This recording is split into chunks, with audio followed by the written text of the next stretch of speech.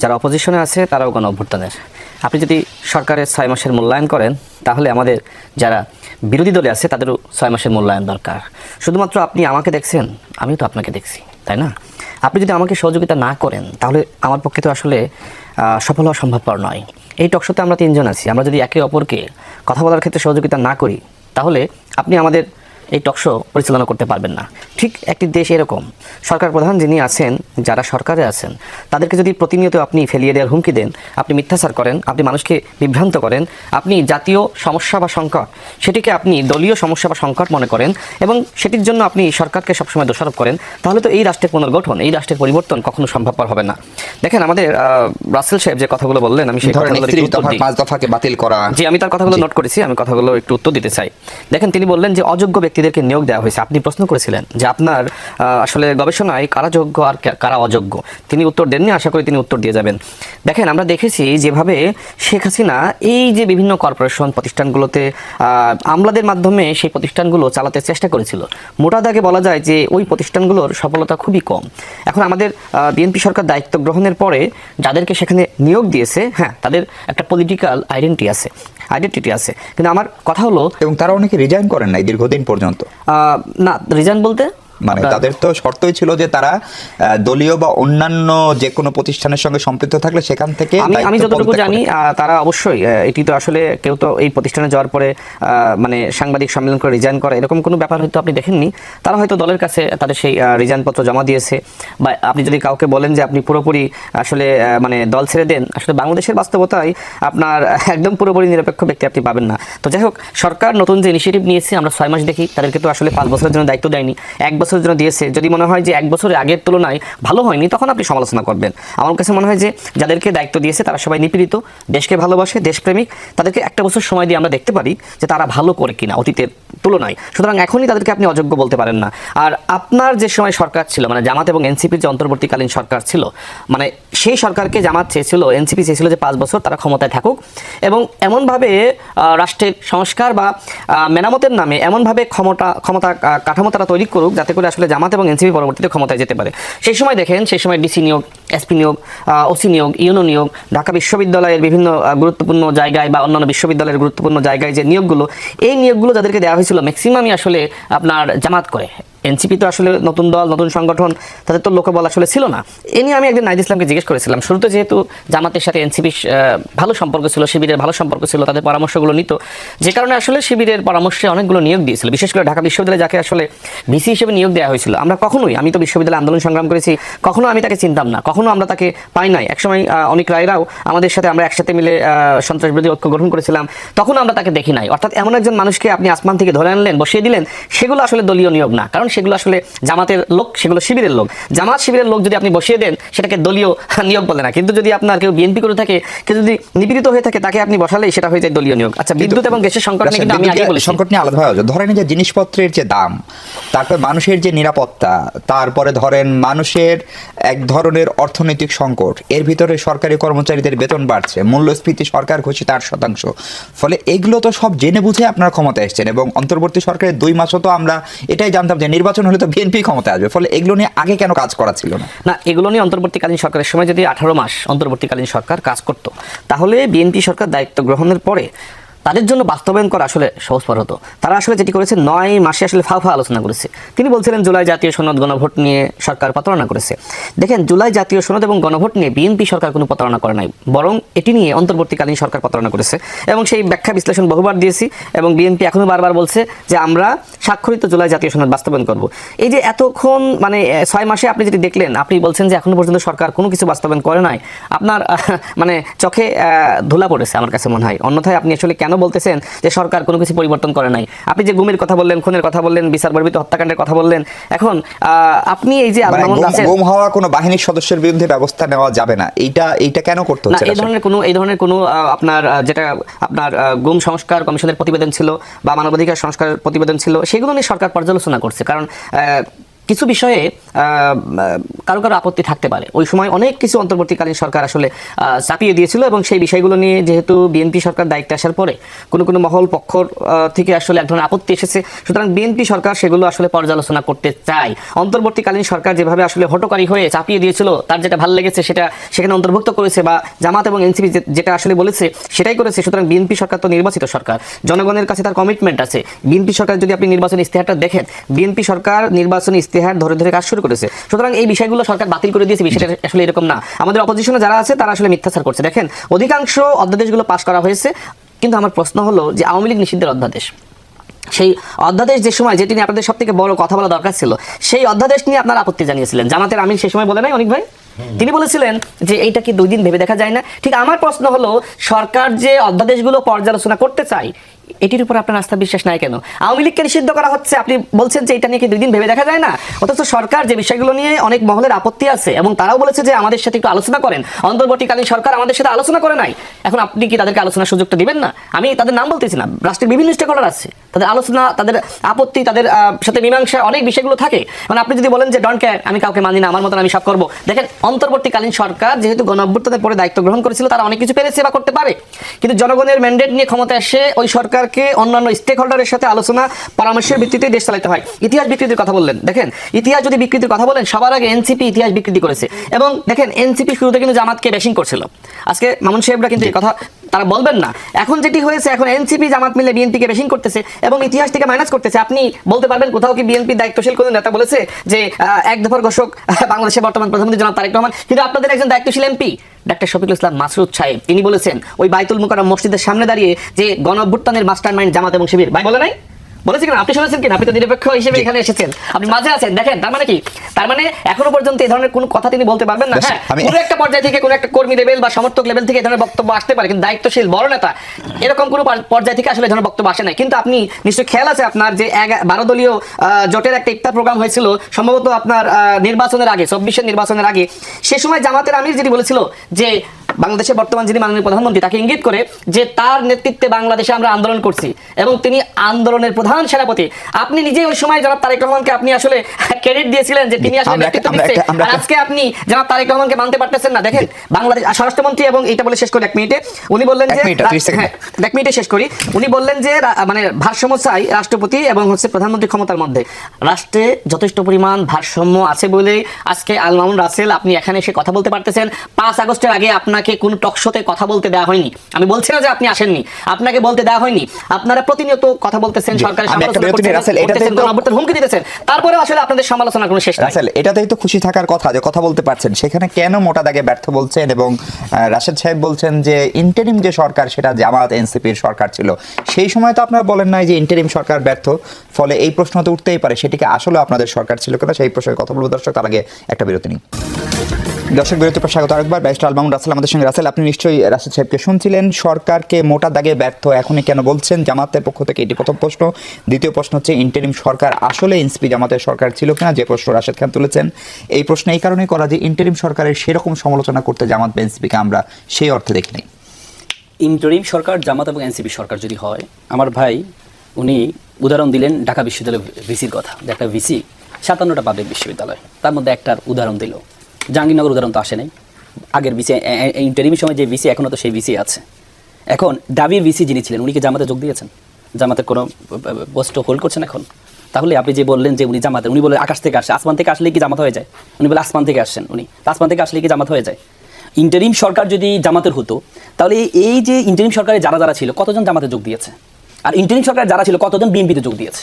প্রতিরক্ষা উপদেষ্টা গিয়ে পররাষ্ট্রমন্ত্রী হয়েছেন, যিনি রাষ্ট্রের অ্যাটর্নি জেনারেল ছিলেন উনি গিয়ে আইনমন্ত্রী হয়েছেন, ভিডার যিনি সভাপতি আছেন। আপনি দেখেন, আপনি শুধু এক্সাম্পলগুলো দেখেন। তারা তো সরকারে এসেছে, তারা তো বিএনপি সরকারে আসে।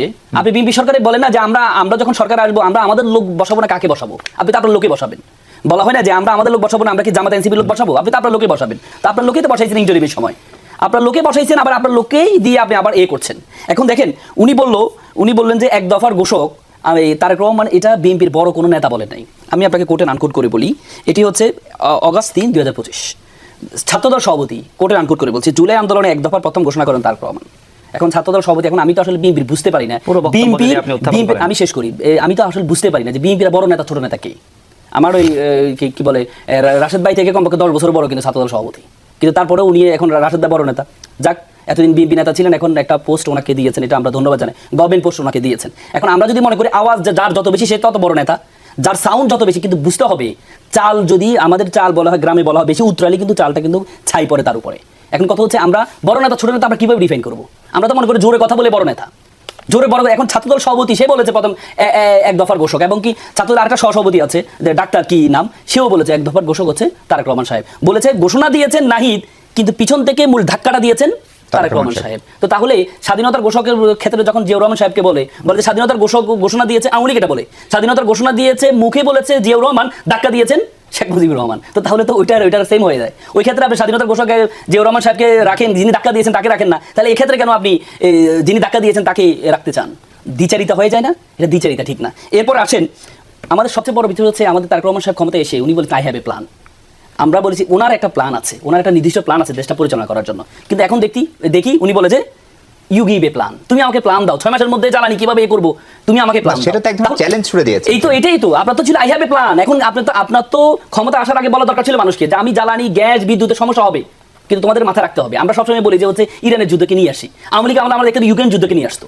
তো সলিমুল্লাহ খান খুব হাসি করে বলতো যে মনে হচ্ছে ইউক্রেন যুদ্ধের সকল খরচ মনে হয় বাংলাদেশ বিয়ে করছে। তখন ইউক্রেন যুদ্ধের সমস্যা, এখন হচ্ছে ইরান যুদ্ধের সমস্যা।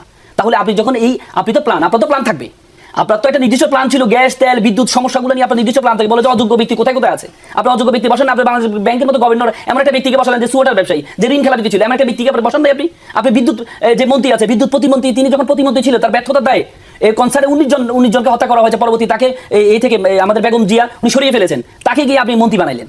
আপনি এই যে আজকে যে অর্থমন্ত্রী বানালেন, তখন উনি বাণিজ্য মন্ত্রী ছিল, তো ব্যর্থতার কারণে ওনাকে বেগম জিয়া সরিয়ে দিয়েছেন, পরবর্তী আপনি এখন এসে আপনি তাকে মন্ত্রী বানাচ্ছেন। এখন কথা হচ্ছে আপনি যখন দেশটা পরিচালনা করবেন, আপনাকে তো আপনার একটা নির্দিষ্ট প্ল্যান থাকতে হবে। আপনি বিদ্যুৎ সংকট, গ্যাস সংকট যে ভয়ঙ্কর আকার ধারণ করেছেন, আপনি যে ভুতুরে বিলগুলো হচ্ছে, ভুতুরে বিলগুলো কোথা থেকে আসছে? আপনি প্রত্যেকের কথা শোনেন। আমি এর আগে টকশোতে বলেছি আমার চেম্বারে প্রতি মাসে 10,000 টাকা আসে, এই মাসে আমার 19,000 টাকা আমার চেম্বারে বিদ্যুৎ বিল আসছে। কোথা থেকে এই ভুতুরে বিল আসছে? ওই এক মহিলা আজকে এর মধ্যে একটা টিভি চ্যানেলে দেখছিলাম, উনি বলে ওনার নাকি 30,000 টাকা করে 1 লক্ষ কত টাকা আসে 3 মাসে। উনি বলেছে উনি 5,000 টাকা দিচ্ছেন, ওনাকে নিচ্ছে না। এটা তাদের এই বিষয়। এখন কথা হচ্ছে এই বিষয়গুলো আমাদেরকে মাথায় রাখতে হবে যে আমাদের সরকারকে আমরা বারবার বলি যে সরকার 6 মাস ঠিক আছে, কিন্তু 6 মাসের জন্য সরকার তো হচ্ছে বড় বড় জায়গাগুলো বলে যে বিরোধী দল সহযোগিতা করছে না। জ্বালানি সংকট যখন তৈরি হয়েছে বিরোধী দল 10 দফা দিয়েছিলেন, এবং বিরোধী দল সহ যখন কমিটি করেছিলেন তখন জ্বালানি সংকট উত্তরণ হয়েছে না। এখন কথা হচ্ছে আপনি যদি বিরোধী দলকে নিতে না চান, বিরোধী দল তো সহযোগিতা করতে চাচ্ছে, এমন আপনি বলেন যে 6 মাসের মধ্যে বিরোধী দল কোনো হরতাল দিয়েছে, অবরোধ দিয়েছে, বা রাস্তাঘাট বন্ধ করে দিয়েছে? শেখ হাসিনা তো 91 সালে গণভোটানের পর ক্ষমতা আসার পর কতদিন 276 দিন হরতাল দিয়েছিল, বা 3 দিনের মাথা হরতাল দিয়েছে। বিরোধী দল হরতাল দিয়েছে, বিরোধী দল গঠনমূলক সমালোচনা করছে, সচিবালয় ঘেরাও করছে, বলে সচিবালয় ঘেরাও করা এমন কি হয়েছে? তারা গঠনমূলক সমালোচনা করছে, ধরে দিচ্ছে কোথায় কোথায় সরকারের ভুল, কোথায় কোথায় সরকারের ত্রুটি, কোন দিকে একটা ফেসিজম বিরোধী দল গঠনমূলক সমালোচনা করছে না। বিরোধী দল প্রথম যেহেতু এই বারবার বলা হচ্ছে হানিমুন পিরিয়ড, এই হানিমুন পিরিয়ডে বিরোধী দল গঠনমূলক সমালোচনা করছে, সমাবেশ করছে, ঘেরাও করছে। কিন্তু ব্যাপারটা হচ্ছে আমরা তো মনে করছি বিরোধী দল মানে হরতাল লাগবে, অবরোধ ডাকবে। যদি সরকার ব্যর্থ হয়, সরকার যদি এভাবে কন্টিনিউ করে, যে বললাম না 40% উৎপাদন শেষ হয়ে গেছে আমাদের অলরেডি, আমাদের এই যে এনটিআরসি শিক্ষক নিয়োগের বিষয় আপনি নিয়ে গেলেন রাজনীতি নেতাদের হাতে নিয়ে গেলেন। আপনি এর আগে ইন্টারিম সরকার এই শিক্ষক নিয়োগের ক্ষেত্রে যে কমিটির ক্ষেত্রে একটা শিক্ষকতা যোগ্যতা নির্ধারণ করে দিয়েছে, এই সরকার এসে সেই শিক্ষকতা যোগ্যতা নির্ধারণটা বাদ দিয়ে দিয়েছেন। আর এখন নিয়োগ দিবে কে? ওই যে যাদের শিক্ষকতা যোগ্যতা নাকি 4 পাস 5 পাস, তারা হচ্ছে এখন শিক্ষক নিয়োগ দিবে। তাহলে আপনি সব জায়গায় রাজনীতিকরণ করে ফেললেন, আপনি সব জায়গায় রাজনীতিকরণ করছেন। আপনাকে একটু থামাই, অনেক 690 জন বন্দী এখনো পলাতক। 5 আগস্টের পরপরই আপনি জানেন 3 দিন প্রায় দেশে কোনো সরকার ছিল না, এবং বড় দাগে আসামি, অনেকে খুনের আসামি, তারা পলাতক, এবং তাদের কোনো রেকর্ডও খুঁজে পাওয়া যাচ্ছে না। আইজি প্রেসিডেন্ট বলছেন যে আগুন টাগুন লাগিয়ে দেওয়া হয়েছে। ফলে এই 2.5 বছর প্রায় ইন্টারিমের 18 মাস, এই সরকারের 6 মাস, 2 বছর তাদেরকে ধরতে না পারা, এবং তার সঙ্গে আইন শৃঙ্খলা পরিস্থিতির জন্য সেটা একটা থ্রেট কিনা, এবং বিভিন্ন শক্তিও সেই সুযোগটা নিতে পারে কিনা এই লোকগুলোকে মিসইউজ করার জন্য। প্রথমত বিষয় হলো যে আমরা তো ওই 3 দিনে আমরা দেখেছি যে কিভাবে আসলে জেলের থেকে একের পর এক দাগি আসামিরা বের হয়েছে। শুধু ওই 3 দিন না, এরপরও একটা লম্বা সময় ধরে আসলে দাগি আসামিরা বের হয়েছে, এবং শুধু নর্মাল খুনের আসামি না, নানান রকম জঙ্গি তৎপরতার সাথে যুক্ত লোকজনও কিন্তু আসলে সেই সময় বের হয়ে গেছে।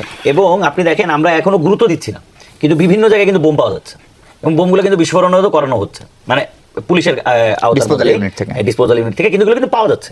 তার মানে এই বোমগুলো যে কোনো একদিন আসলেই মেট্রো রেলের নিচে যেটা রাখা ছিল ওইটা যে ফুটবে না সেটার গ্যারান্টি তো আপনি কাউকে দিতে পারবেন না। তার মানে আমরা দেখেন এটা কিন্তু মোটামুটি অ্যাভয়েড করে যেতেছি, আমরা কিন্তু এই টপিকটাতে কথা বলতে যেতেছি না। এমনকি আপনি লক্ষ্য করবেন যে জাতিসংঘের যে রিপোর্ট, সেই রিপোর্টের মধ্যেও কিন্তু বাংলাদেশে যে আল কায়দা ইন ইন্ডিয়ান সাবকন্টিনেন্ট যে অর্গানাইজেশনটা গ্রো করার চেষ্টা করতেছে, সেই সরকারটাও কিন্তু আসলে আমরা দেখতেছি যে এটাও প্রতিবেদনে এসেছে।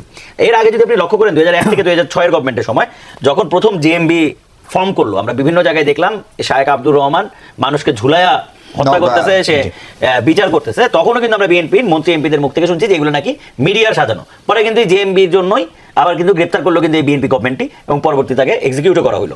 কিন্তু এই যে প্রবণতা, এই প্রবণতা তো আরেকবার বাংলাদেশে দেখা যাচ্ছে প্রতিনিয়ত কার্যক্রমের মধ্য দিয়ে। এবং এই যে বলতেছে রেকর্ড নাই, এই যে বলতেছে জিনিস পুরাই দিছে, তাহলে তো ধরে নিতে হবে যে আমাদের যে পুরা সিস্টেম এটা এত দুর্বল, এখান থেকে কেউ পালায় গেলে পুরাই দিলে 2 বছর 2.5 বছরে আপনি কোনো তাল খুঁজে পাইতেছেন না, ওরা আপনি ধরবেন কিভাবে? হয় আপনার সিস্টেম খুবই দুর্বল। আমরা লক্ষ্য করতেছি বিভিন্ন জঙ্গি উস্কানি বক্তব্য দেওয়া লোকজন বিভিন্ন ওপেন ফোরামে বক্তব্য রাখতেছে, তারা ওপেন ফোরামে ঘোরাঘুরি করতেছে, যারা বিভিন্ন সময় লিটারেলি জঙ্গি তৎপরতার জন্য যাদেরকে সন্দেহ করা হয়েছে এবং যাদেরকে কাজও করা হয়েছে এবং তাদেরকে ধরা হয়েছে। তো এই যে সিচুয়েশনটা, এবং বাংলাদেশের মতো একটা জায়গায়, এত জনবসতিপূর্ণ একটা জায়গায় যদি একটা ছোট থেকে ছোট অকারেন্স একটা বড় ধরনের বিপদ এবং মনে করেন যে এটা ধ্বংসযোগ্য আপনার সামনে আয়না হাজিরও করতে পারে, ফলে সেই জায়গা থেকে এটা একটা গুরুত্বপূর্ণ বিষয়। এছাড়া আপনি লক্ষ্য করবেন জাস্ট এই বছরে জেলখানায় প্রায় 122 জন মারা গেছে। তার মানে আপনার যে এই পুরা সিস্টেম, কারা হেফাজতের সিস্টেম এবং এই পুরা পুলিশি বাহিনীর সিস্টেম, এগুলো তো খুবই মানদাতার আমলের। আপনি ব্রিটিশ আমলে যেভাবে পুলিশকে ট্রেন করা হতো যে ভারতীয়দের মানে এই ভারত সাবকন্টিনেন্টের মানুষকে পিটাইতে হবে, তাদেরকে মারতে হবে, সেই একই প্র্যাকটিস আপনি শারদা একাডেমিতে এখনো চালান। ফলে পুলিশ সংস্কারের কথা বলার পরে মানে ভাই বলতেছিল যে আলাপ হইতেছিল যে পুলিশ সংস্কারের কথা বললাম আমরা 2 দফায় জামা পাল্টাইলাম, ড্রেস পাল্টাইলাম, এটা লাভ কার হইলো? কাপড়ের কোম্পানির লাভ হয়েছে, দর্জির লাভ হয়েছে, তাতে কোনো পুলিশের সংস্কার হয় নাই 2 টাকারও। জি, আপনাকে একটু থামাই রাশেদ, আপনি এটা নিয়ে একটু বলবেন কিনা, এই যে পলাতক যে সমস্ত বন্দীরা তাদের সঙ্গে আপনি খুবই প্রভাবশালী স্বরাষ্ট্রমন্ত্রী সরকারের সালাউদ্দিন সাহেব, যাকে নিয়ে বিরোধী দলের সবচেয়ে বেশি সমালোচনা করেন, তারপরেও আইন শৃঙ্খলা পরিস্থিতি, বিএনপির অভ্যন্তরীণ দ্বন্দ্ব, তাতেও 39 জন সম্ভবত খুন হয়েছেন এই 6 মাসে, একটা পরিসংখ্যান দেখছিলাম, হ্যাঁ 39 নেতাকর্মী, আমার দেশের রিপোর্ট। এইসব ঘটনার কিংবা সরকারের প্রথম 6 মাসে মব সহিংসতা 120 জন নিহত, এইসবের সঙ্গে এই যে পলাতক বন্দীদের কোনো সম্পৃক্ততা তো থাকতেও পারে। দেখেন, ইন্টারিম গভর্নমেন্ট তারা দায়িত্ব নেওয়ার পরে শীর্ষ যারা সন্ত্রাসী ছিল তাদের অধিকাংশকেই জামিন দিয়েছে এবং তাদের অনেকেই পালিয়ে গেছে অন্তর্বর্তীকালীন সরকারের সময়। এখন হয়তো রাসেল ভাই বলবেন যে এই তথ্য তো সঠিক নয়। এখানে আমাদের অনেক ভাই আছে, আমি তার কাছে প্রশ্ন রাখতে চাই, সে সময় কি আসলে যারা শীর্ষ সন্ত্রাসী ছিল তাদেরকে জামিন দেওয়া হয়নি? আপনি কি গণমাধ্যমে দেখেন নাই? এরকম সংবাদ আপনিও শুনেছেন। যেমনিভাবে গণঅভ্যুত্থানের সময় জেলখানার গেট ভেঙে বিশেষ করে নরসিংদীতে সেখান থেকে অনেকে পালিয়েছে, অনেককে আবার গ্রেপ্তার করা হয়েছে, ঠিক আবার অনেককে জামিনও দেওয়া হয়েছে, নানান ধরনের ঘটনা ঘটেছে। এখন এই ঘটনার জন্য আজকাল অনেকে আবার বিএনপি সরকারকে দায় দিচ্ছে। আচ্ছা, যাই হোক, আমাদের বর্তমানে যিনি স্বরাষ্ট্রমন্ত্রী তাকে নিয়ে তো আসলে আমাদের জামাত এবং এনসিপির সবথেকে বেশি ক্ষোভ, এবং আমাদের ব্যারিস্টার রাসেল সাহেব তিনিও বললেন যে ক্ষমতার যে ভারসাম্য সেটি বর্তমান প্রধানমন্ত্রী এবং স্বরাষ্ট্রমন্ত্রীর মধ্যে আছে, কিন্তু রাষ্ট্রপতি এবং যিনি প্রধানমন্ত্রী তার মধ্যে নাই। দেখেন, উনি যেখানে বলছেন নাই, আমি সেখানে বলবো যে অপেক্ষা করেন, ভারসাম্য আছে কি নাই সেটির জন্য আপনাকে অপেক্ষা করতে হবে। দেখেন, রাষ্ট্রপতির ক্ষমতা নাই আপনি বলতেছেন, ক্ষমতা বাড়ছে রাশেদ, তাহলে আমি আসি, রাষ্ট্রপতির ক্ষমতা নাই আপনি বলতেছেন, কিন্তু রাষ্ট্রপতি আসলে কতটা ক্ষমতাধর হলে শেখ হাসিনা নিয়োজিত রাষ্ট্রপতির হাতে অন্তর্বর্তীকালীন সরকার এমনকি ছাত্র উপদেষ্টা আসিফ এবং নাহিদরা শপথ নিয়েছিলেন। সুতরাং যে কথা বাংলাদেশে এক প্রকার প্রচলন আছে রাষ্ট্রপতির ক্ষমতা না, এটি আমি বিশ্বাস করি না। রাষ্ট্রপতির অবশ্যই ক্ষমতা আছে, সবসময় রাষ্ট্রপতির ক্ষমতা আছে। সেই ক্ষমতা আপনি ব্যবহার করতে চান কিনা সেটি আসলে বড় বিষয়। বাংলাদেশে যে সরকার দায়িত্বে এসেছে, বিএনপি সরকার, এই সরকার অবশ্যই রাষ্ট্রপতিকে ক্ষমতাশালী করা বা তার যে ক্ষমতা আছে সেটিকে ব্যবহার করে আসলে রাষ্ট্র পরিচালনা করবেন ইনশাআল্লাহ। বন্দীদের আপনারা ধরতে পারবেন বা ধরার কত উদ্যোগ নিয়েছেন? তারা তো অনেকে পালিয়ে গেছে, দেশের বাইরে পালিয়ে গেছে, তো সবাইকে তো আসলে সরকার চেষ্টা চালাচ্ছে, সরকারের কোনো আন্তরিকতার ঘাটতি নাই, কিন্তু এর জন্য দায়িত্ব অন্তর্বর্তীকালীন সরকারকে নিতে হবে। তারা কেন সেই শীর্ষ সন্ত্রাসী তাদেরকে আসলে জামিন দিল? কার সাথে আলোচনা করে? নাকি চুক্তি হয়েছিল কোনো উপদেষ্টা? নাকি এনসিপি আসলে তাদের কোনো চুক্তি হয়েছিল? নাকি জামাত ইসলামের চুক্তি হয়েছিল? সেই প্রশ্ন আমি রাখতেই পারি। আচ্ছা, এবার রাসেল সাহেব যে কথাগুলো বললেন ঢাবির ভিসির কথা, না, আমি শুধু ঢাবির ভিসির কথা বলি নাই, আমি বলেছি যে অধিকাংশ বিশ্ববিদ্যালয়ের ভিসি, ডিসি, ওসি, ইউনো, আপনি সর্বত্র প্রশাসনকে জামাতিকরণ করেছিলেন। 1 জন 2 জনের কথা আমি বলি নাই। এছাড়া দেখেন আমাকে নিয়ে তিনি বললেন যে সরকারকে তিনি ধন্যবাদ জানিয়েছেন, মানে বিএনপিকে, যে আমাকে একটি পোস্ট দেওয়া হয়েছে। আমি জামাত ইসলামকে ধন্যবাদ জানাতে চাই। আজকে রাসেল ভাই এখানে একজন বিশ্লেষক হিসেবে টকশোতে এসেছেন, কিন্তু নিরপেক্ষ কোনো বিশ্লেষণ তার কাছ থেকে পাইনি। তার সমস্ত বিশ্লেষণ জামাতের পক্ষে। যদি জামাত তাকে একটি পোস্ট পদবি দেয়, আমাকে তো দিয়েছে বিএনপি, তাই না? আর আমি তো বিএনপিতে জয়েন করেছি, সুতরাং বিএনপি তো আমাকে পোস্ট দিবেই। আমি নির্বাচনের আগে আমি বিএনপিতে জয়েন করেছি, কিন্তু আমার প্রশ্ন হলো যে জামাত কেন আপনাকে পোস্ট দিচ্ছেন, আর আপনি কেন জামাতে যোগদান করছেন না? কেন আপনি এই বিশ্লেষক পরিষদে আর আইনজীবী পরিষদে আপনি টকশোতে আসতেছেন? আমি জামাতের, আমি কি আজকের এই ভাই একটু শেষ করি, অনেকগুলো কথা, দুইজন প্রায় একই রকম, আমাকে সময় দেন। আপনাকে আগেরবার বেশি সময় দেওয়া না, ঠিক আছে। জামাতের আমিরের কাছে আজকের এই টকশোর মাধ্যমে বলতে চাই, দেখেন আপনাদের যারা এমপি হয়েছে, তাই না, তারা অধিকাংশ অযোগ্য। যদি ব্যারিস্টার রাসেল ভাইদের মতন, মির্জা গালিব ভাইদের মতন যারা আছে, তাদেরকে যদি আপনারা নমিনেশন দিতেন আর জামাতে তাদের যোগদানটা সহজ করতেন, তাহলে এই রাসেল ভাইদের মতন অনেকে আছে। আজকে অনেকে বলছে যে জাতীয় বাড়ির থেকেও এই বর্তমানে যে বিরোধী দল জামাত ইসলাম, তারা দুর্বল। তারা বলা যায় সাংবিধানিকভাবে, আইনগতভাবে তাদের যে বক্তব্যগুলো উত্থাপন করা দরকার ছিল, সেটা তারা পারতেছে না।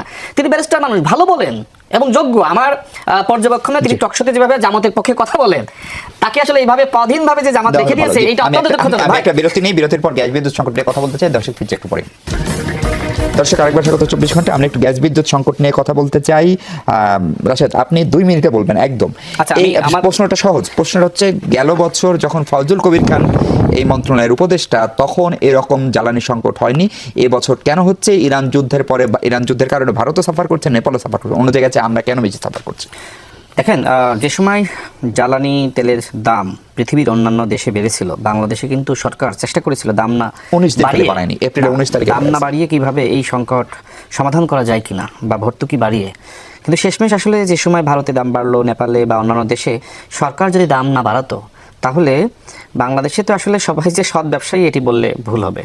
অনেকে ইন্ডিয়াতে পাচার করতো, অন্য দেশে পাচার করতো, সরকার পরবর্তীতে সমন্বয় করেছে। আর এখন গ্যাসের যে সংকট, এই সংকটকে আপনি কোনোভাবেই বিএনপি সরকারকে দায়ী করতে পারেন না। এই সংকট দেশের জনগণের সংকট, এই সংকট সরকারি দলের সংকট, এটা অপোজিশনের সংকট, এটা একটি জাতীয় সংকট। এইভাবে অ্যাড্রেস করা উচিত। রাষ্ট্র পুনর্গঠনের দায়িত্ব যেমনিভাবে সরকারের, আমাদের অপোজিশনেরও। আমি রাসেল ভাইকে যে কথা বলেছিলাম, যে তিনি উত্তর দেননি যে সরকারি দলের মূল্যায়ন হলে বিরোধী দলে যারা আছে তাদেরও 6 মাসের মূল্যায়নটা দরকার, যে 6 মাসে আসলে তারা কি করেছে। আজকের খবর দেখেন, ফরিদপুরে একজন জামাতের নেতা পরকীয়ার দায়ে দল থেকে বহিষ্কৃত হয়েছে। তাদের এমপিদের কত কত এমপির অপকর্ম, কত কথা আমরা জানি। তিনি তো আসলে আমাকে ইঙ্গিত করে ব্যবস্থা নেন না, অধিকাংশ ক্ষেত্রে ব্যবস্থা নেন না। দেখেন, রাসেল ভাই তো মেধাবী মানুষ, আমি চাই জামাত ইসলাম এরকম মেধাবীরাই করুক। কিন্তু এই যে আমাদেরকে বলা হয় নানানভাবে ইঙ্গিত করে যে আমরা বিএনপিতে কেন জয়েন করেছি। দেখেন, বিএনপিতে তো জামাতের আমিরই এক প্রকার জয়েন করেছিল, ধানের শীষ প্রতীকে ইলেকশন করে নাই। এই যে জামাতের সেক্রেটারি জেনারেল এত বড় বড় কথা বলে, তাই না, তারা অধিকাংশই তো বিএনপিতে জয়েন করেছিল। আমার প্রশ্ন হলো যে ধানের শীষ প্রতীকে নির্বাচন করতে হলে বিএনপির প্রাথমিক সদস্য হতে হয়। আমি বলেছি যে এক প্রকার জয়েন করেছিল, তাই না? তো আপনি যে ধানের শীষ প্রতীকে ডাক্তার শফিকুর রহমান এবং মিয়া গোলাম পরোয়ার নির্বাচন করলো, সেই ধানের শীষ প্রতীকে নির্বাচন করার পরে আজকে আপনি যে ধরনের মন্তব্য করছেন যে আসলে যারা বিএনপিতে গেছে তারা আসলে বিএনপির ইনু এবং মেনন হয়ে গেছে। আমার প্রশ্ন হলো যে বহু আগে জামাতের বর্তমান আমির ডাক্তার শফিকুর রহমান এবং মিয়া গোলাম পরোয়ার তারা বিএনপির ইনু মেনন হয়েছিল। আজকে আমাদের নিয়ে এই প্রশ্ন, এই কথাগুলো বলতেছেন, আপনাদের নিয়েও তো আমরা অনেক কথা বলতে পারি। একদম শর্ট করব। শুনেন, এনটিআরসি নিয়ে তিনি যদি বলেছিলেন এটি অসত্য, এনটিআরসি এই যে বললেন যে কমিটির মাধ্যমে নিয়োগ দেওয়া হবে শিক্ষকদের, এটা অসত্য এবং এটি নিয়ে শিক্ষামন্ত্রী তার অবস্থান ক্লিয়ার করেছেন। তারপরেও দেখেন, রাসেল ভাইয়ের এরকম অসংখ্য বিভ্রান্তিকর তথ্য। আমার হাতে একদম সময় নাই। রাসেল, আপনি একটু ছোট করে বলবেন, গ্যাস বিদ্যুতের এই সংকট তো আসলেও এই সরকার কিভাবে মেটাবে? সরকারের মন্ত্রী বলছেন অন্তত 2 বছর লাগবে। পররাষ্ট্রমন্ত্রী জ্বালানি প্রতিমন্ত্রীকে নিয়ে, পরিকল্পনা উপদেষ্টাকে নিয়ে আবারও কাতার গেছেন। ফলে এই সংকট আসলে কবে মিটবে? আর না মিটলে আমরা চলবো কিভাবে? আমাকে একবারে সংক্ষেপ বললে এটা আমার উপর ইনজাস্টিস করা হবে।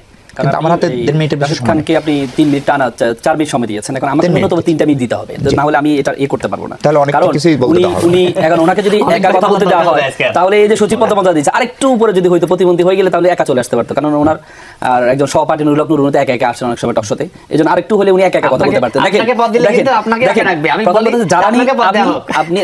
আপনি উনি বলেছেন যে আপনি রাজনৈতিক বিশ্লেষক হিসেবে আসেন। দেখেন, এই শাহিদ খান ভাইয়ের মতো ব্যক্তি, উনি বিশ্লেষক হিসেবে আসে না, উনি তো সব বিএনপির পক্ষে কথা বলেন। বলেন? শাহেদ আলম ভাই। তারপরে যে রনি ভাই, উনি সম্পাদক হিসেবে আসেন, উনি কি বিএনপি পক্ষে কথা বলেন না? তখন তো বলেন না আপনি রাজনৈতিক পরিচয় আসেন, বিএনপিপন্থী বিশ্লেষক বলবেন আপনি এখন থেকে, বিএনপিপন্থী সাংবাদিক বলবেন। এটা তো আপনারা লিখেন, আপনি লিখেন যে বিএনপিপন্থী সাংবাদিক শাহেদ আলম, বিএনপিপন্থী বিশ্লেষক অমুক, তাহলে লিখেন। তাহলে আমরাও লিখবো জামাতপন্থী বিশ্লেষক। আইনজীবী। এটা আপনারা লেখা শুরু করেন, আপনারা লেখা শুরু করেন, তখন আপনারা এইভাবে সবার ক্ষেত্রে, শুধু আমাদের ক্ষেত্রে, সবার ক্ষেত্রে হবে। এখন কথা হচ্ছে ওনারা বারবার বলেন ভাই আমরা সরকারের পক্ষে বললে দালাল হয়, জামাতের পক্ষে বললে দালাল হয় না কেন? জামাতের পক্ষে যদি আমরা বলি আমাদের অ্যাচিভমেন্টটা কি? আমরা কি সচিব হতে পারবো, প্রতিমন্ত্রী হতে পারবো? আমাদের কি সরকারি বেতন পাবো? আমরা ভাইদের যেমন সরকারি বেতন পাচ্ছে, এই সরকারি এই বেতন পাচ্ছে, গাড়ি পাচ্ছে, এই তারপর প্রোটোকল পাচ্ছে, তো সরকারি এটা আমাদের টাকা দিয়ে পাচ্ছে। যদিও আমাদের টাকা দিয়ে চলে, কিন্তু গালাগালি তো সবাইকে করে। জ্বালানি সংকট কবে মিটবে? এখন দেখেন জ্বালানি সংকটের বিষয়টা আমি বলি। জ্বালানি সংকট আমাদের যখন সংকট হয় তখন সরকার বলেছে আমাদের কোনো জ্বালানি কোনো সংকট নেই, কিন্তু যখনই তারা ওই সময় রাসায়নিক পদ্ধতি চালু করে দিলেন তখন সবাই মজুত করা শুরু করলেন। আর যখন মজুত করা শুরু করলেন তেল, যখন তারা মজুত, গ্যাস ও বিদ্যুৎ সংকটের কথা আসি আমি, তখন মজুত করা শুরু করলেন। মজুত করার পর পরবর্তী হুট করে যখন সবাই মজুত করলো তখন দামটা বাড়া দিলেন। তখন যারা মজুত করে তারা লাভবান হলেন। এরপরে গ্যাসের কথা আসেন আপনি দেখেন আমাদের পরিকল্পনা প্রতিমন্ত্রী কি বললেন, বলে যে কন্টেইনার বানাইতে দিচ্ছে নাকি, এই ওই যে এলএনজি গ্যাস যেটা আমাদের তরল করে নিয়ে আসে এটা বানাইতে দিয়েছে, অথচ আমাদের এলএনজি গ্যাস যা আসে সবগুলো আমরা ভাড়া করে কন্টেইনার দিয়ে নিয়ে আসি। এই যে মুখস্থ কথাবার্তা, এই যুগে তো আপনি এটা বলতে পারেন না। এরপর দেখেন উনি বলেছে যে হত্যাকারীদেরকে ইন্টারিম সরকার বের করে দিয়েছে। দেখেন প্রথম হাজির হত্যাকারী